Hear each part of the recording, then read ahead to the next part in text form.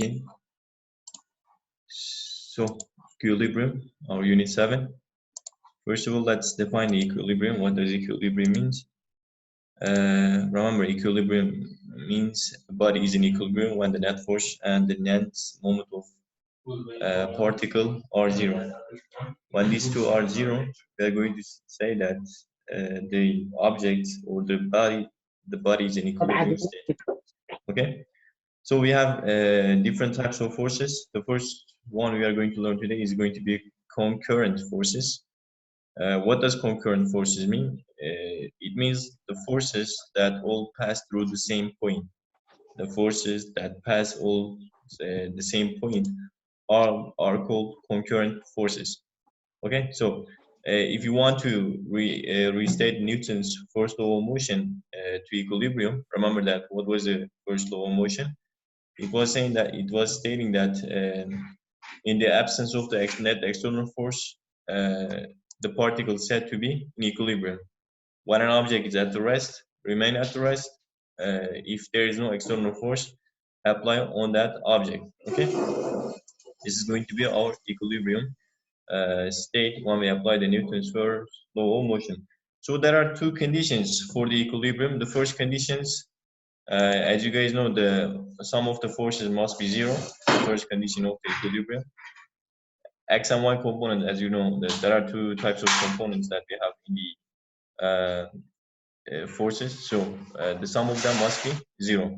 We call this state translational equilibrium. Okay, translational equilibrium.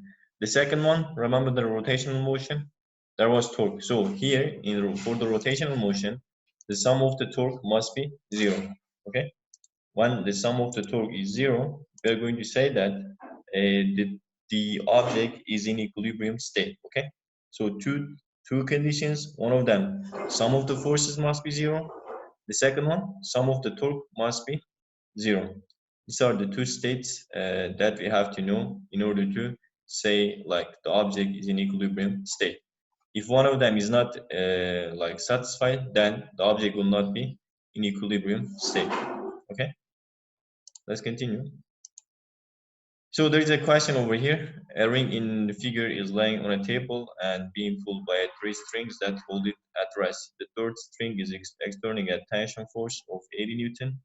Find the tensions in the other two rings. Okay, over here, there is a ring over here. We have F1, F2, and F3 forces. You can see over here, F1 only has Y component, F2 has only X component, and F3 has both X and Y components. Okay. So in order to find this, we are going to find the components of F3. When we find the component of the F3, remember that F3 is like equal to sum of F1 and F2. So we are going to identify F1 and F2 as well. So let's solve the questions over here. Let's write the given. Again, F1 only has Y component, F2 only has X component, and F3 has both components. So let's first solve for the F3. When we find the F3, we are going to first find the X component. To find the X component, we are going to, or horizontal component, we are going to multiply F times cos 37. Okay. The value of is 80 Newton times cos 37 is 0.8. When you multiply it, you're going to find the X component of the F3 as 64 Newton. Okay. And then to find the Y components, this time we are going to apply F times and sine 37. But let's go back. Let me show you. Let's go back. Let me show you here. This is the 4 quadrant, right? So here the quotient and the cos is positive and sine is negative. That's why we have, when we solve the questions, we have to take sine as negative 37. Okay.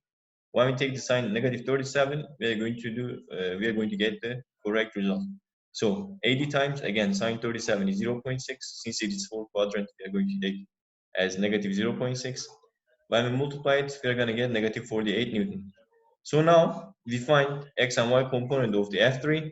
So remember, since they are in the opposite directions, right? We are going to say that so the X component represented by F2 will be negative 64 Newton. On the other hand, F1 represented by one component is going to be positive 48 Newton.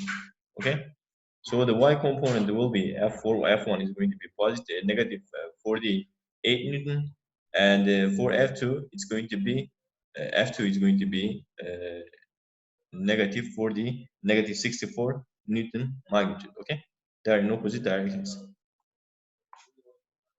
All right, let's continue. Any questions so far? I think there is no questions, so we can continue. All right, let's continue. So, Lamia theorem. There is Lamia theorem. If you have this kind of shape, you are going to apply this formula: f1 over sine alpha, f2 over sine beta, and f3 over sine theta. These three letters are Greek letters used generally for physics or for equation. We generally use these letters. When you go to university, also you're going to see them a lot. So when you have such kind of shape, you are going to apply this formula. And when you use this equation, you are going to find the relationship between the forces over here. Okay? And again, the resultant force of these three forces are going to be zero.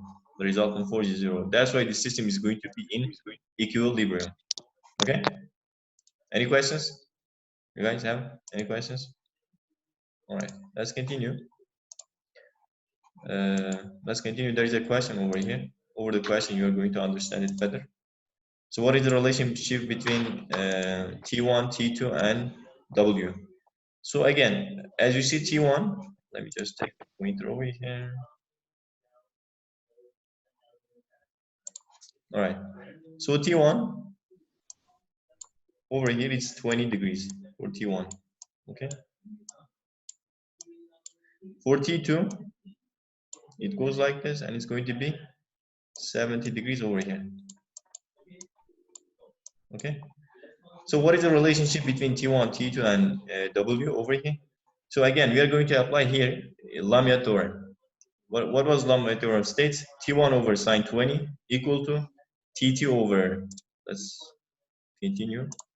So T1 over sine 20 equal to T2 over sine 70. As you see, T2 goes to sine 70, and here W goes to sine 90. Okay, so W over sine 90. What is the value of sine 90? It's 1. So if you want to find the relationship between T1, T2, and W, we are going to separate these two first of all. Let's separate these two. So when we separate these two, we are going to get that here sine 20 is 0.34 and sine 70 is 0.93. So we are going to find 0.93 T2 when we separate this part equal to T2. 0.93 W is going to be equal to T2. If you want to find the T1, then we are going to take T1 over 0.34 equal to W over 1. And we're going to find the relationship that T1 is going to be equal to 0.34 T1. Okay? 0.34 W is going to be equal to T1. Again, we are going to apply, since the system is in equilibrium, we are going to apply Lamia theorem here. Okay? Any questions? I think there's no questions. Let's continue. So, moment of force or torque, these are the two terms that we are going to learn now. What does moment of force means? When we multiply force by the perpendicular distance from the point about which the moment is being measured, we're going to call it moment of force. Also, coplanar forces, remember that we learned about these forces before. So the set of forces that act in the same plane, we call it coplanar forces. Over here, for example, these two are acting in the same plane, so we call them coplanar forces. And the moment of force over here, these two are in the same direction, they are going to cancel out each other. So here, this is going to be the moment of force, A over here, okay? Moment of force is going to be A over here.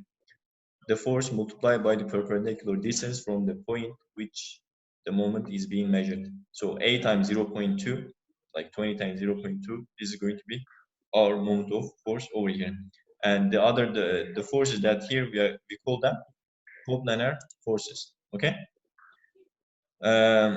So force and B, as you see over here, force B and C are equal. So they are in opposite directions, so they're going to cancel out each other. So we're going to have only force A over here. The turning effect What is the turning effect of the force? What do you call it? Since these two are going to cancel out each other, there is going to be is going to turn the things around, the rigid body around. So what do we call it? The turning effect of the force? Torque. Yeah, torque is the turning effect of force. So A is going to be the torque over here. Okay. So we are going to get the anti-clockwise torque positive. Okay. The direction of the anti-clockwise torque positive, and the direction of the clockwise torque we are going to take as negative when we solve the questions. Okay. All right. Let's continue. So moments and torque, they are the same thing as basically, but there is just one small difference between them. We apply the moment to the statics part, and we apply the force torque to the rotational motion. Okay.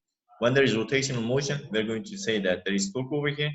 When there is static motion, like the object is not rotating around, we are going to call that there is moment over here. Okay.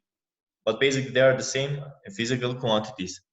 Okay. One of them is applicable for static parts. The other one is applicable for the rotational motion. Right? So when we analyze moment, we need to take care of some stuff. The first one, we have to take the moment around an axis. It should be both clockwise and anti-clockwise. Again, anti-clockwise is taken as positive, and clockwise is going to be taken as negative. Okay? Clockwise is negative. What does clockwise means? Like this direction is going to be negative. This direction, like from your right to left, is going to be positive. From your right to left is going to be negative. Okay? Clockwise and anti-clockwise. So the axis is perpendicular to the plane of the paper. Okay, it's going to be 90 degrees. The moment also depends on which axis you choose to take the moments above. Okay, it depends on which axis. If you choose x-axis, it's going to be on the x-axis. If you choose y-axis, it's going to be on the y-axis. Okay, it's up to you to choose the axis. So there are parallel forces. Now we are going to learn about the parallel forces.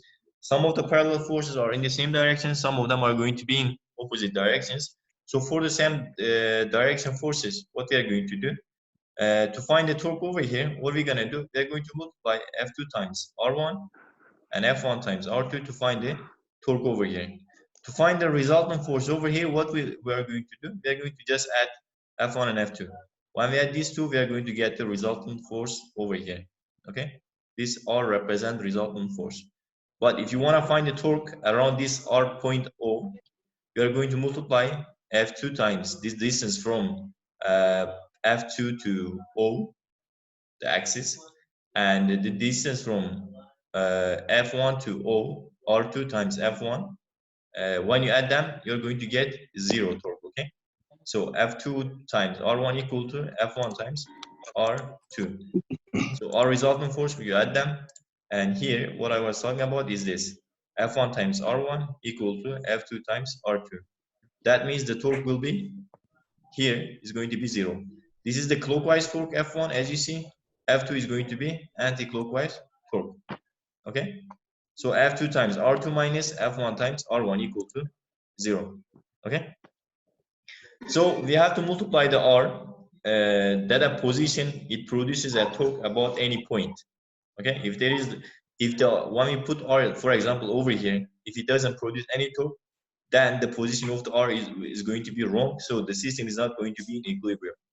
Okay. So first of all, we are going to find the total forces applied, and then we are going to check the distances.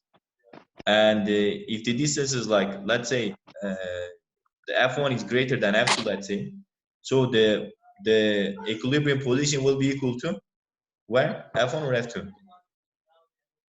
What do you guys think? For example, let's say this is 8 Newton. This is, let's say, 4 Newton. The distance here is like, let's say, 0.3 here.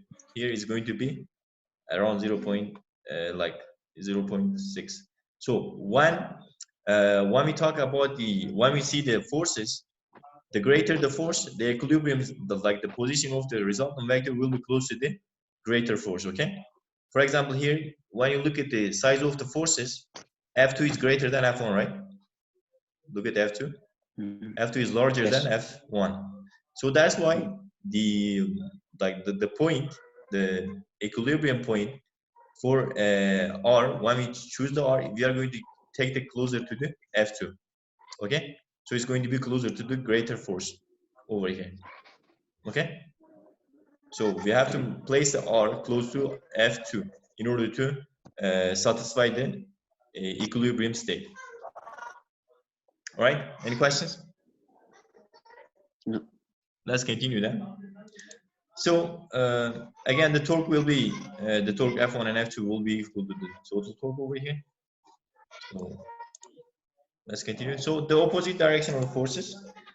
This time for opposite directional forces again, we are going to apply like if F1 is greater than F2, F1 is greater than F2, then the equilibrium state, our resultant force is going to be close to the F1 part, but it's going to be outside of the rigid body.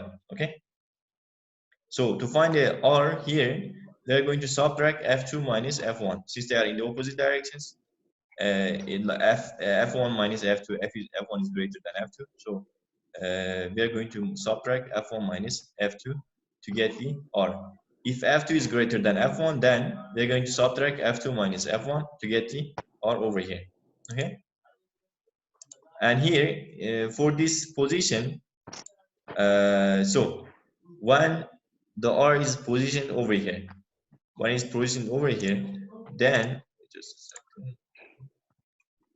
So when the R is closer to the greatest force and the outside of the bar. So if F2 is greater than F1, the R is going to be over here. If F1 is greater than F2, the position of the resultant force is going to be over here, close to F1 and close to F2, depends on the size of the force. Okay. So when you put force over here, when you put R over here, when F1 is greater than F2. Okay, when you put over here. If F2 is greater than F1, then you are going to put your resultant force over here. You cannot put on the rigid body. Why? Because the forces are in different directions, so the resultant force must be outside of the rigid body.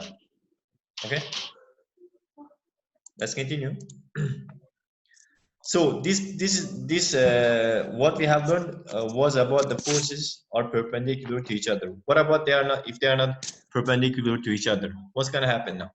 So then we are going to apply the torque formula. R times we are going to do vector multiplication of force times the distance. Okay, and here since it's not, they are not going to be perpendicular to each other, there is going to be a theta between them. So we are going to use the vertical component of the vertical component. We are going to use it. So sine theta we are going to use over here. Okay. If sine theta, if there is no, like the angle is 0 degrees, then the torque around the rigid body will be also 0. Okay. Remember, sine 0 means 0. If is sine, like if they are perpendicular to each other, then the torque is going to take its maximum value. Okay. If sine is 90 degrees, the torque will get its maximum value. If sine is 0, the torque will get its minimum value. Okay. So there is a question over here. Let's do the question over here. Let me take a pen over here. So the question asks us, what are the moments about R and S in figure? So first, let's find about R. This 10 Newton and 12 Newton, these two forces are in the same direction. So we are going to add them, and we are going to subtract from 15 Newton. Okay. These two are in the anti-clockwise, so they are in positive direction, as you see, and this one is clockwise, so it's going to be in negative direction. So to find here around the R, what are we going to do? 10 times sine. Sorry, I can't use smart board, unfortunately. I'm going to use my hands. Times the distance is 0.1, right? Here, the distance is 0.1 from the force to the R, plus 12 times, it's very hard to write, you know, sine 70. What is the distance here? 20 centimeter is 0.2 meter, right? Minus, now we have here, what do you say? We have the other force, 15 times sine 60. 60. What is the distance again? 0.2, right? So when we do this, we are going to get the force around R, the moment about R. Here, what are we gonna get? Let me just calculate it. 10 times, let's say 10 times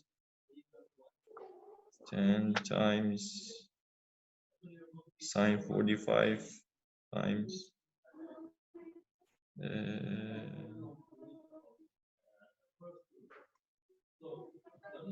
times 0.1. So we're gonna get 0.7 here. 0.7 plus sine 70 times 12 times 0.2. We're gonna get 2.25 here, and minus 15 times sine 60 times 0.2 again. We're gonna get 3 over here. As you see, when you add them, basically we are gonna get around, or we are gonna get around like 0, almost 0. We are gonna get around R. Okay, 0.5, negative 0.5 Newton. We are gonna get here. Okay, for the R. What about around S? Let's find out for the S. For the S, this times again. This time we are going to, again, this 12 and 10 Newton are in positive direction, anti-clockwise, and 15 is 15 is going to be 15 is going to be this time this direction, and 12 and the other one is going to be in the opposite direction. So 15 times this time sine 60. What is the distance here? 15, 0.15, right? Minus 12 times sine 70 times 0.15 again minus 10 times sine 45. Let's put it here, sine 45 times, what is the distance here? 10, 20, 35, 0.35. So here you are gonna get the moment around as let's find it. Let's find the moment. You can find it actually. You can calculate it. 15 times sine 60 times 0.15. Again, as you see over here, this time the 15 Newton around S, when you concentrate to the S, is going to be anti-clockwise. 12 and 10 Newton are going to be clockwise this time. Okay, 12 and 10 are going to be clockwise in this direction. And you take the S as axis. Okay, so for the second situation, 10 Newton and 12 Newton forces are going to be clockwise, and 15 Newton is going to be anti-clockwise. So when you can calculate this, and you can find the moment around S as well. We find the around R around negative 0.5 Newton here around R. We said these two are, as you see, the direction of them. They are anti-clockwise. This one was the clockwise. Okay. Don't forget this. Clockwise you get the negative. Anti-clockwise you get positive. Positive. It's very important. Okay. Don't forget it. All right. Any questions? Now we can continue. All right. Let's continue. Again, there is another question over here. 3 forces act on a bar as shown in the figure. There is a net torque 2.8 Newton anti-clockwise around the axis at A. Anti-clockwise means what? It's going to be in this direction, right? Yeah, it's going to be this direction. So what is the size of the force at B? So to find the size of the force at B, since we are taking the A as our axis, this 10 Newton is going to be in this direction. And we can take also when you turn this part, this is going to be in this direction. Okay? Yeah. So it's going to, what is going to be our formula? B times 5 centimeter, B, this is going to be B, okay, this is B, minus 10 times 11 centimeter, right? From here to here, 11 centimeter equal to, what do we find it? 2.8, 2.8 Newton, the torque, right?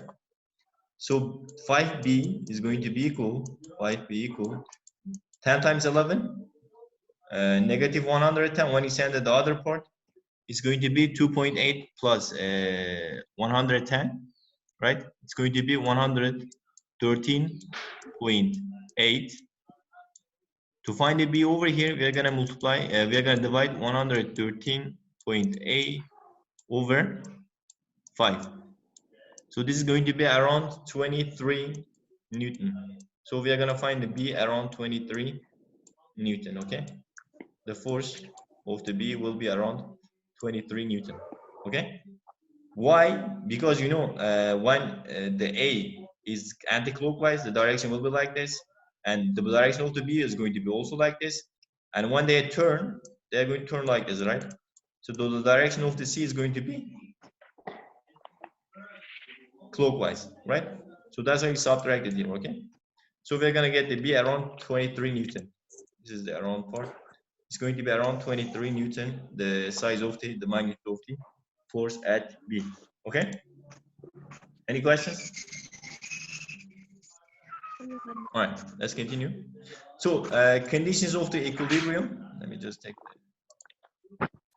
So there is static equilibrium and there is dynamic equilibrium. When a body is at rest and there is no net force or net torque acting on it, we are going to call this state static equilibrium. There is no net force, okay? There is no net force. So there is no net force. This part is important. No net force, no net torque. If these two conditions are satisfied, we are going to say that the objects are in static equilibrium. Okay. What about the dynamic equilibrium? Here, there is no net force or net torque acting on the object. But what do we have here over here? There is a moving. The object is going to move at a steady velocity. Okay. The velocity will be constant. The velocity is constant over here. The object moves. It moves, but there is no torque and net torque acting on the object, but the object is moving. Okay, the object is moving this part. But here for the static equilibrium, the object doesn't move. The object is stable. It just where it is. It is at rest. Okay, and there is no net force and net torque acting on the object. But for the dynamic part, the object moves at a constant speed. Okay, the object has constant speed. Again, there is no net force and net torque acting on the object. If there is force and if there is one of this like force or torque, then the object is not going to be in equilibrium. Okay. For the equilibrium, remember we stated two things. One of them, the sum of the net forces will be 0. The second one, the sum of the torque will be 0. Okay. If these two conditions are not satisfied, then we are not going to be able to talk about equilibrium. Okay, the only difference between dynamic and static equilibrium, one of them is moving, the other one is not moving. Okay, so let's continue. Any questions? There are examples over here. I don't want to, like, we have just a few minutes, so I'm just going to pass this part. This question, actually, I saw this question. I wanted to show you on smartboard. It's like very long. It has a very long answer. I just saw the question. I'm going to post the question answer on your Google Classroom. Unfortunately, since there is no, I couldn't find actually key. I would like go to the class and solve the question there. But let me try over here. Just show you just a few parts about the question. So this is a ladder, okay? It has 60 degrees over here. This is a wall. There is a force acting on the wall. We are gonna call this force NW, force from wall, okay? The distance here, the distance of ladder, let's call it L, okay? The distance L. Here, we're gonna have normal force from floor acting on the object, acting on the, like, and F, let's call it, force from the floor. And there's going to be another force in the opposite direction of this force, okay? So first of all, let's find the vertical component. vertical component.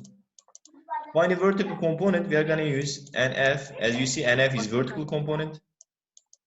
Here we are going to have mg. This part is going to be mg. I'm going to post this part actually, okay?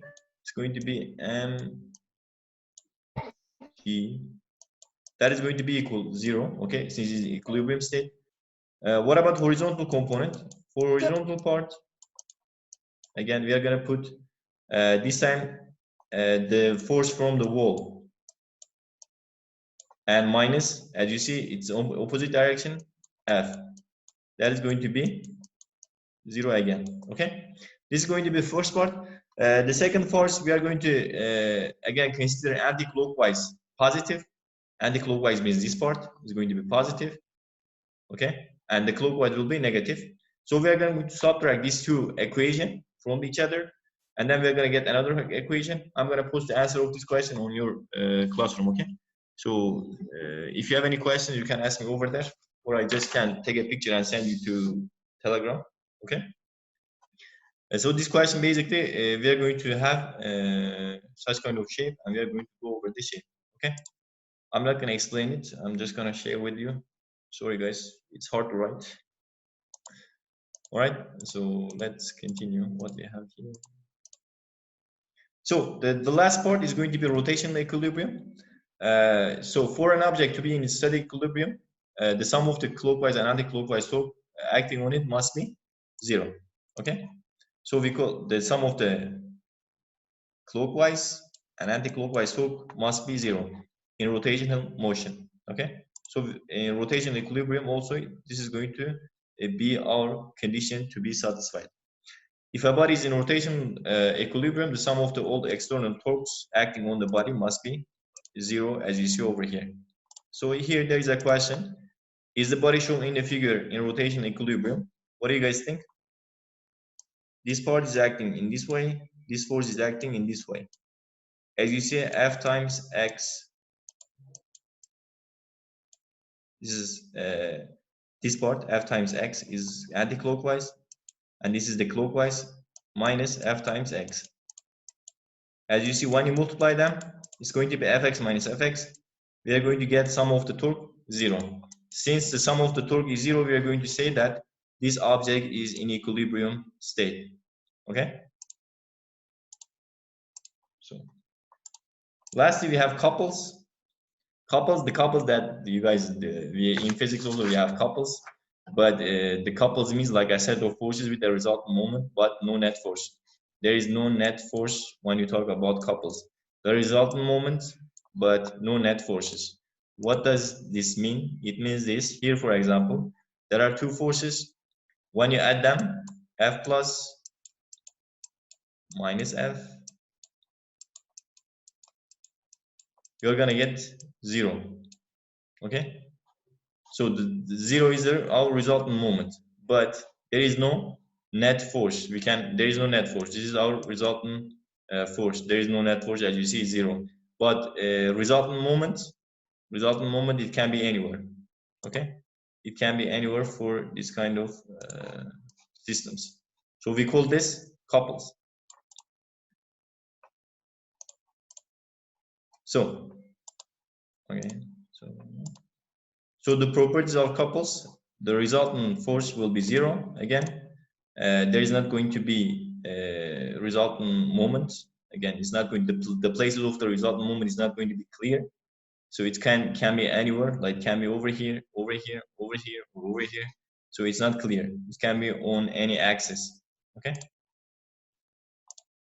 So that's going to be it. We have just only 2 minutes. Do you guys have any questions? If you have any question, you can ask. If you don't have it, we are going to finish the lesson. I'm going to. We already record the. I already record the